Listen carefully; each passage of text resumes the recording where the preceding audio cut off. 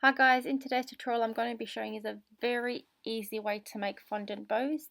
So roll out your piece of fondant and try and get it as thin as you can, because the thinner your fondant, the more realistic your bow will look.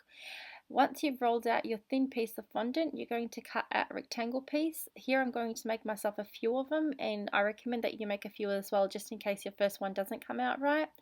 Now my pieces are roughly about 22 centimeters in length and about 6 centimeters in width, and obviously depending on your piece that you start off with, your bow will vary in size.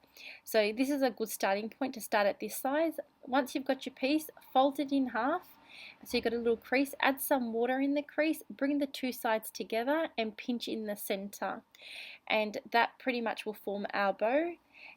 And that's it there.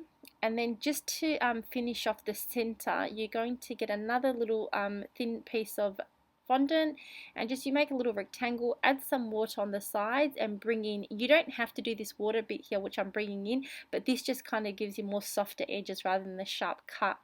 Then use some more water, use that little bit to attach it on the bow, and water and glue it on, and you can use the front or the back of the bow, whichever side you prefer. And that is pretty much our bow. So really easy way to make them. If you want your sides to be puffy, you're going to need some cotton balls or some paper towels just to put inside, so as the fondant dries up it holds its shape. I'm just going to use some fondant here because I've just got some laying around, but don't use fondant, definitely use some cotton balls or paper towels, because once it's firmed up it's a lot easier to get the cotton balls and paper towels out than actual fondant, because fondant can stick onto it. If you need your bows to dry out quickly, because the ones that I just made before you have to leave overnight to dry out, add some tylose powder. So with this one, because I've added the tylose powder, you can use the bow within hours if you want to use it on your cake. So this is a really large bow, and as you can see it's the exact same method. I've got my large piece of piece there, fold it in the center, that crease will show me and I'll know that that's the center of it, so both my sides of my bow should be equal. Bring in the two sides, let that water, use that water as a glue, pinch in the center, and that's your bow there. So this center bit, you can add a brochure there if you want. You can add a big pearl. You don't even have to do this little thin piece that I'm doing. You can just add something there, or you can leave it as is.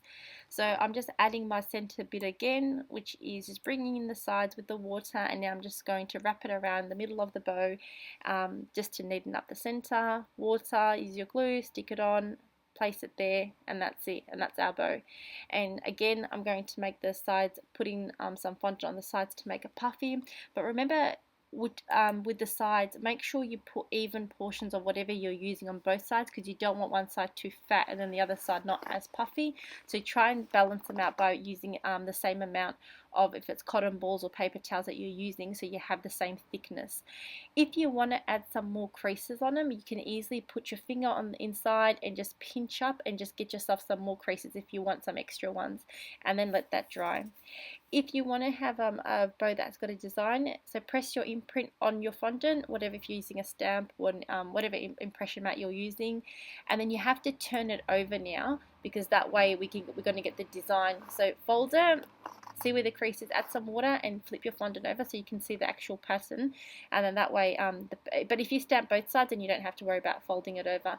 Pinch the center, and then again you're just repeating the same process again of making the center piece. So again you can see I made the impression, I flipped it over, use the crease, put it in, and as you bring in the sides you can see the pattern on this side now.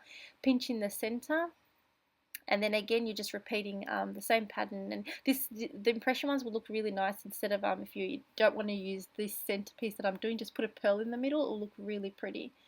So I'm just going to repeat the process, and that is a really easy way of making these fondant bows. If you want to add some tails on them, you have to wait for the fondant bows to dry out, and then when you've got them on the cake, once you've pretty much ready to use them, then you make these. So just thin pieces of fondant, and then just cut out like a a V shape on the ends of them. And this, my fondant, my bow is still fresh, but I'm just showing you that's what it looks like. So you can add the tails on, but add the tails, make the tails fresh, so then you can play around with it on the cake if you want it to have like a crease or bump or whatever you want to do with them. Now these have been sitting overnight, so they have completely hardened up, and now I'm just going to add some pearl dust. I'm just going to brush on some pearl dust, which gives it like a silky, more natural look to them, but you don't have to if you don't want to. This just gives it a nice shiny shimmer.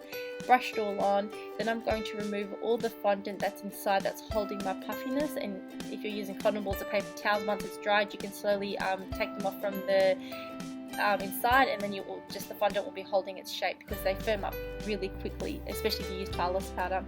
If you want to use it as a cake as a topper, use a cake pop stick and add some melted chocolate or royal icing on the two sides of them, so the two ends. And once that's set, leave it in the fridge for about 5 minutes to firm up. When it has firmed up, this can be a cake pop topper which you'll insert inside the cake. So you can use wooden skewers, cake pop sticks, you can use anything. If you want to stick it on the cake, just a little bit of chocolate on the back of the bow in the middle, and just stick it onto your cake, and that will stick it on wherever you want on the cake. So hope you guys enjoyed this tutorial. If you did, give me a like. Thanks for watching, and I'll see you in the next video. Bye.